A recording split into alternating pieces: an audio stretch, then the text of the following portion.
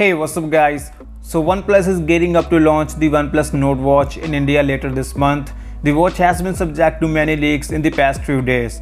And now tipster Ishan Agarwal has revealed the entire specs of the upcoming Nord Watch along with its renders. The watch has a square dial with a silicone strap and a button on the right side. The watch will flaunt a 1.78-inch 2.5D AMOLED display with 60Hz refresh rate.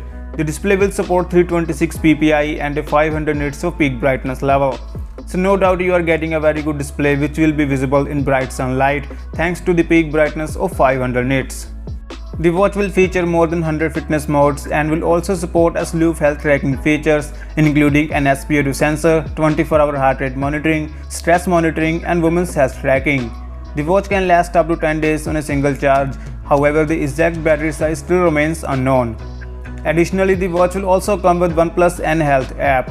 For connectivity, it will support Bluetooth 5.2 and will be compatible for both iOS and Android devices. The watch will be made available in blue and black color options. It was recently certified by BIS, which means the launch of the Nord Watch is just around the corner. The microsite for the Nord Watch has also gone live on OnePlus India's website.